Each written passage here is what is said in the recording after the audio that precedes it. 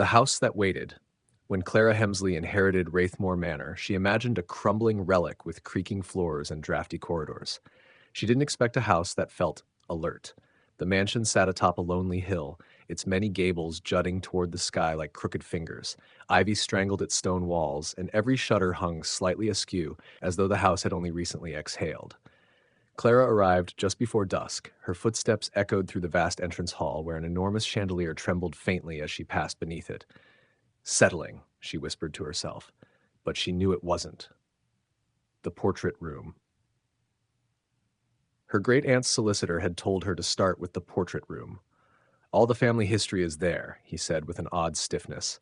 The door groaned open.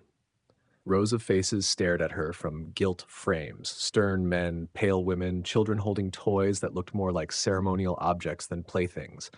Their eyes all seemed painted a shade too dark, as if absorbing light instead of reflecting it. Clara's gaze snagged on one portrait, a young woman with long black hair wearing a white dress. No nameplate, no date. Her expression was soft, mournful, almost pleading. Something about her made Clara shiver.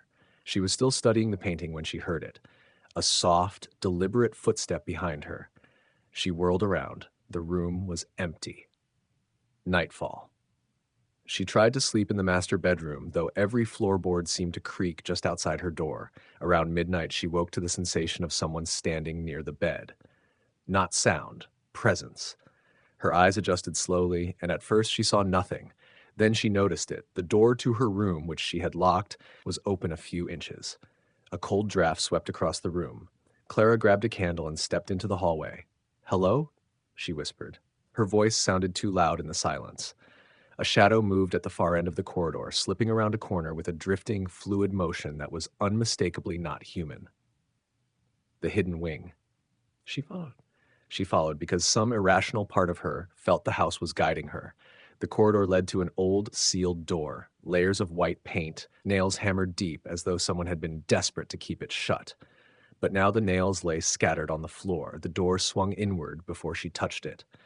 Behind it was a forgotten wing of the house, dust-thick floors, broken furniture, tattered curtains, and at the end of the hall, the young woman from the portrait stood with her back turned. Clara's breath hitched. "Who are you?" The figure didn't turn. Instead, she glided into a small room. Clara followed and found herself staring at a nursery. A cradle sat in the center, its rockers swaying as though a hand had just released them.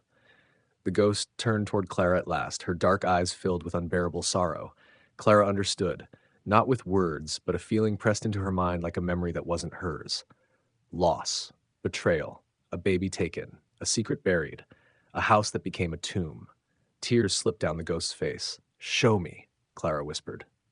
The walls seemed to hum as a hidden panel slid open, revealing a narrow staircase descending into the dark. The truth in the cellar. Clara descended, candle shaking in her hand. The air grew colder, thicker. At the bottom she saw an old wooden trunk, its lid warped with age. The ghost stood beside it. Clara knelt and pried it open. Inside lay a tiny, dust-covered bundle wrapped in decaying cloth. Her breath froze. A child, hidden away, forgotten, sealed in darkness by someone who wanted the shame erased from the family line. Clara looked up. "I'm so sorry."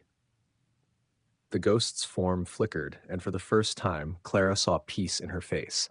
The candlelight dimmed. The ghost placed a translucent hand on Clara's shoulder, a gesture of gratitude, then dissolved into drifting light that rose through the ceiling like a final exhale. As the last wisp vanished, the house gave a long, settling creak, a sigh of release. Wraithmoor Manor was no longer waiting. It had finally been heard.